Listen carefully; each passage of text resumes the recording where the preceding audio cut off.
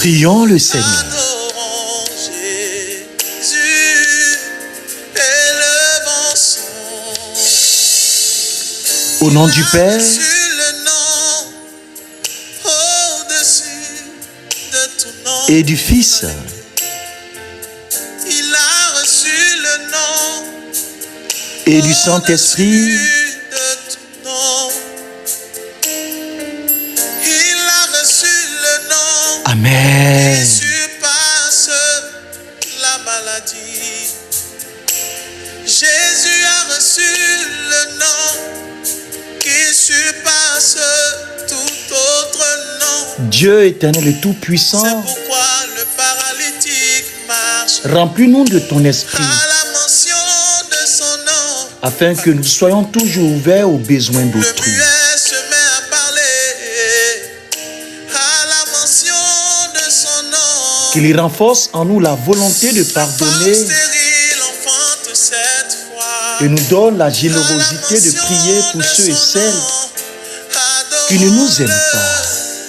Adorons Jésus. Écoute nos prières Élevons son et ramène vers toi ceux et celles qui se sont égarés. Adorons Qu'ils soient à nouveau réunis à ton peuple saint. Élevons son nom. Adorons Jésus. Si deux d'entre vous sur la terre unissent leurs voix pour demander quoi que ce soit, cela leur sera accordé par mon Père qui est aux cieux.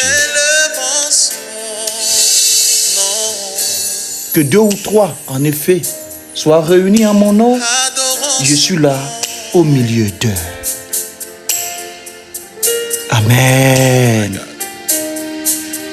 Adorons son nom, son nom. Oh, oh. Espace d'évangélisation Jésus. en profondeur et en puissance. Reum Dei. Que Dieu vous bénisse, fils et filles d'Israël. Que ce cantique vous fasse du bien. Que ce cantique vous aide à avoir cette communion avec Dieu. Que Dieu vous bénisse richement et abondamment. Soyez bénis, soyez puissamment et richement élevés dans votre vie professionnelle, dans votre vie maritale, dans votre vie sociale, dans votre vie spirituelle. Que Dieu vous bénisse abondamment. Que Dieu bénisse vos enfants. Que Dieu bénisse vos petits-enfants. Que Dieu bénisse vos familles. Vos familles. Vos familles. Tout tombe. Tout tombe. Que tout ce qui n'est pas de Jésus tombe. Et proclame que tu es Dieu. Que tout ce qui n'est pas de Jésus Devant toi tout tombe comme Goliath est tombé. La face contre terre. Que la maladie tombe. Et proclame Que la misère tombe. oh, Que la pauvreté tombe. que tu es Dieu. Devant toi tout tombe. Devant toi, Seigneur, La face contre terre. tout tombe.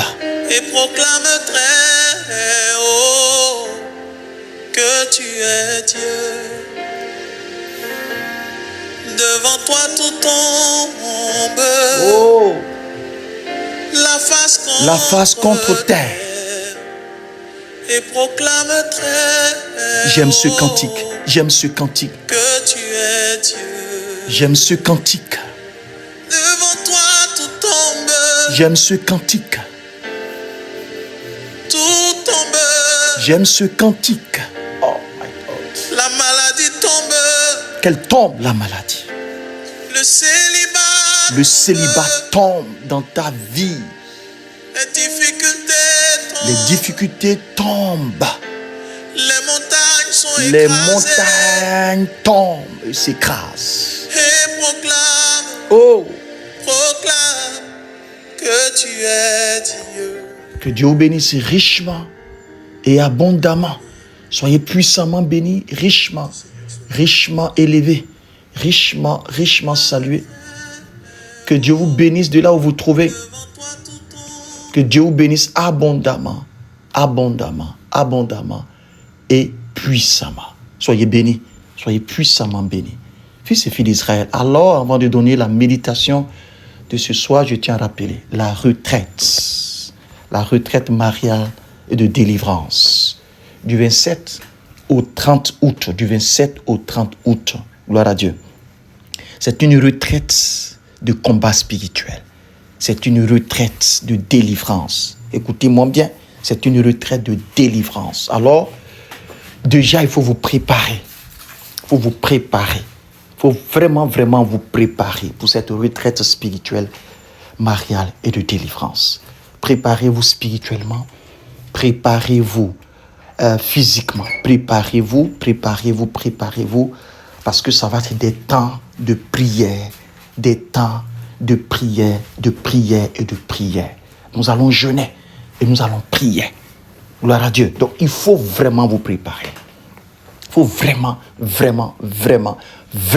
vous préparer. Tu aimes la prière. Tu aimes la prière de combat. Tu aimes la prière de combat spirituel. Viens à cette retraite. Quand tu regardes ta famille, tu sais que s'il n'y a pas de prière de combat, ça va être difficile que vous vous en sortez. Je t'invite à cette retraite. Alléluia. Je t'invite, quand tu regardes ta vie, tu sens que rien ne bouge. Je t'invite à cette retraite. C'est pourquoi je dis, préparez-vous spirituellement. Préparez-vous physiquement. Nous allons commencer cette retraite le jeudi. Le jeudi 27. Nous terminerons la retraite le dimanche 30. Le dimanche 30. Le thème de cette retraite, Maman Marie, est mon cas là. Et mon cas là. Il faut que mon cas là trouve une solution. Il faut que mon cas là, ton fils, puisse vraiment me donner une solution. Maman Marie, et mon cas là, on fait ça comment? Alléluia. Alors je t'invite à cette retraite-là. Inscris-toi. Inscris vraiment. Il faut t'inscrire. Et comme je le disais dans les audios précédents, que si toutefois tu as un enfant qui a 8 ans, 9 ans, 10 ans, voilà, qui doit venir à la retraite, il faut signaler. Il faut signaler. Voilà, parce que c'est une retraite spirituelle. Normalement, les enfants ne doivent pas venir à cette retraite. On n'admettra pas des enfants. Parce que c'est une retraite de délivrance.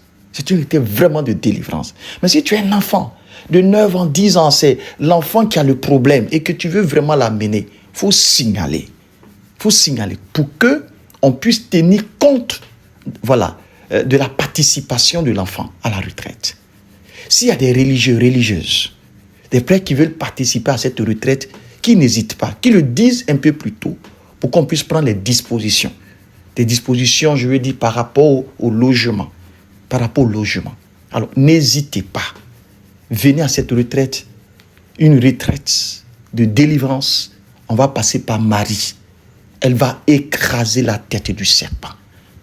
Que Dieu vous bénisse richement, que Dieu vous bénisse abondamment. Soyez puissamment bénis, richement élevé. Richement élevé. La méditation de ce jour porte sur les 25 preuves bibliques que Marie est la reine-mère du royaume de Jésus. Marie, la Vierge Marie, est la reine-mère du royaume de Jésus. Alors, aujourd'hui, je vais partager avec vous, si le temps le permet, au moins 10. Et demain, 10. Et on verra les autres jours, peut-être les 5 autres. Donc, les 25 preuves bibliques que Marie est la reine-mère du royaume de Jésus. Donc, la première preuve, Jésus reçoit le trône de David. L'ange Gabriel annonce à Marie, en Luc 1, le verset 32. Tu peux prendre Luc 1, le verset 32. Il est dit ceci dans ma version. Le Seigneur Dieu lui donnera le trône de David, son père. C'est le fondement de toute notre démonstration. C'est le fondement de toute notre démonstration. Jésus n'est pas simplement appelé roi au sens symbolique. Il reçoit le trône de David. Or, dans la monarchie davidique, la mère du roi occupait une fonction royale particulière. La Jébira, la reine-mère. La reine-mère. Voici la première preuve. Jésus reçoit le trône de David. Deuxième preuve. Le règne de Jésus est éternel. En Luc 1, le verset 33, Gabriel poursuit en disant, « Il régnera pour toujours sur la maison de Jacob, et son règne n'aura pas de fin. » Fils et filles d'Israël, nous ne sommes donc pas devant un royaume temporaire. Son règne n'aura pas de fin. Jésus est le roi éternel. Et si son royaume accomplit la royauté davidique, nous devons regarder dans l'Ancien Testament comment fonctionnait la maison royale de David. C'est là que nous rencontrons la figure de la reine-mère. Deuxième preuve. Alléluia. Alléluia. Troisième preuve. Jésus est explicitement appelé roi. Roi. En Matthieu 2, le verset 2. Prends ta Bible, cherche Matthieu 2, le verset 2. Les mages demandent où est le roi des Juifs qui vient de naître. Où est le roi des Juifs qui vient de naître? Même dès sa naissance, son enfance, Jésus est présenté comme le roi attendu. Dès son enfance. Marie est donc la mère de celui qui a annoncé comme roi. Suivez très bien la logique. Gloire à Dieu. Suivez très bien. Je viens tout à l'heure de vous présenter les trois preuves. Donc la première preuve, la deuxième preuve et la troisième preuve. Mais tout en partant déjà de Jésus. De Jésus, de la présence de Jésus. Gloire à Dieu. Jésus qui est le roi. Voilà. Jésus est le roi davidique. Jésus qui reçoit le trône de David. Trois preuves. Quatrième preuve. La mère du roi possède une fonction particulière. Le livre des rois donne systématiquement une place importante à la mère du roi. Donc le livre des rois donne systématiquement une place importante à la mère du roi. Par exemple, en 1 roi 14, le verset 21, prends ta Bible, cherche 1 roi 14, le verset 21. Roboam, fils de Salomon, devient roi. Sa mère s'appelait Naama. On retrouve cette formule pour de nombreux fois. Oui, et de nombreux rois. Pourquoi l'auteur biblique donne-t-il systématiquement le nom de leur mère? Parce que la maternité royale avait une importance particulière dans la monarchie davidique. Oh, Seigneur Jésus, quelle puissance et quelle bonté. Quelle puissance et quelle bonté dans notre vie. Cinquième preuve. La reine-mère est distincte des épouses du roi. Ah oui. Dans la monarchie de Juda, le roi pouvait avoir plusieurs épouses. La fonction de reine-mère revenait donc naturellement à la mère du roi et non simplement à son épouse.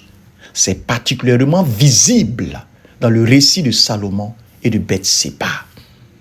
Sixième preuve. Bethsabée, Salomon et Bethsabée, donc sixième, Bethsabée. Bethsabée reçoit une place royale auprès de Salomon. Donc Bethsabée reçoit une place royale auprès de Salomon. En 1 roi 2, le verset 19, il est dit ceci. Le roi se leva pour aller à sa rencontre, se prosterna devant elle, puis il s'assit sur son trône. Il fit placer un siège pour la mère du roi. Voilà le cœur du modèle biblique. Le cœur. Bethsabée est la mère du roi. Bethsabée est honorée par le roi. Bethsabée est installée sur un siège. Bethsabée est placée auprès de lui. Bethsabée est capable de lui présenter une demande. C'est la Jébira. Ah, la reine mère. Alléluia. Alléluia. 7e preuve. Salomon honore publiquement sa mère. Le roi se lève devant Bethsabée. C'est un geste de respect exceptionnel. La grandeur du roi ne l'empêche pas d'honorer sa mère. Oh, je veux parler à un enfant de Dieu. Je veux parler à un fils. Je veux parler à une fille. Je veux parler à un enfant de Dieu. Ta grandeur de ta vie professionnelle ne doit pas t'empêcher d'honorer ta mère si elle vit toujours. Écoute-moi, la grandeur du roi ne l'empêche pas d'honorer sa mère. Cela nous aide à comprendre pourquoi l'Église peut honorer Marie sans diminuer la souveraineté du Christ. Honorer la mère ne signifie jamais remplacer le fils. Écris ça bien et garde-le. Honorer la mère ne signifie jamais remplacer le fils. Ne signifie jamais remplacer le fils. 8e preuve. Salomon se prosterne devant Bethsabée. Salomon se prosterne devant Bethsabée. En 1 roi 2, 19, dit que le roi se prosterna devant elle. Il ne s'agit pas évidemment pas d'adoration divine. Non, non, non. Le geste exprime l'honneur. C'est important pour comprendre la distinction entre adoration due à Dieu et vénération accordée aux saints, particulièrement à Marie. À Marie. Et c'est important de vénérer la Vierge Marie. 9e preuve. Bethsabée reçoit un siège auprès du roi. Le texte précise, il fit placer un siège pour la mère du roi qui s'assit à sa droite. Elle ne reste pas à l'extérieur de la cour royale. Elle possède un accès privilégié au roi. Oui, elle possède un accès privilégié au roi. Cette image constitue une clé biblique et particulièrement forte pour comprendre la place royale de Marie auprès de Jésus-Christ, son Fils unique. Alléluia. 10e preuve. Que quelqu'un dit 10e preuve. Que quelqu'un répète encore 10e preuve. Alléluia. 10e preuve. La reine-mère intercède auprès du roi. Bethsabée dit, j'ai une petite demande à te faire. Ne me la refuse pas. Et Salomon répond, demande ma mère. Demande ma mère. Fils et filles d'Israël, remarquons le titre. Ma mère. Salomon dit, demande ma mère. Prenez votre version. Prenez votre version. Dans ma version, il a dit, demande ma mère. Alléluia. Alléluia. C'est précisément le langage de la relation entre le roi et la reine-mère. La Jébira. La Jébira. Gloire à Dieu. C'est précisément le langage qu'il te faut, toi chrétien, avec la Vierge Marie. Toi chrétien, avec la Vierge Marie. Le langage de fils à mère. De fils à mère. Tu es le fils, tu es la fille. Marie est la mère. Alléluia. C'est ce langage-là qu'il te faut pour déclencher, oui, l'intervention de Jésus-Christ dans ta vie. Voici les 10 preuves que je vais partager avec toi par cette méditation. Demain, nous allons partager en 10 autres preuves. N'oublie pas, si ces preuves t'ont permis de comprendre que Marie, la Vierge Marie, est la reine mère du royaume de Jésus. La reine mère du royaume de Jésus. Oui, partage. Cela va aider un enfant de Dieu à mieux comprendre qui est la Vierge Marie. Cela va aider un enfant de Dieu à comprendre que on a encore des enseignements puissants sur la Vierge Marie. Que Dieu te bénisse richement et abondamment. Puissante communion de prière. Puissante communion de prière. N'oublie pas la retraite du 27 au 30. Hein? Que Dieu vous bénisse puissamment et richement. La face contre terre et proclame très haut que tu es Dieu. Devant toi tout tombe, tout tombe. La maladie tombe, Puissante communion de prière. le célibat tombe. Que Dieu vous bénisse richement et abondamment.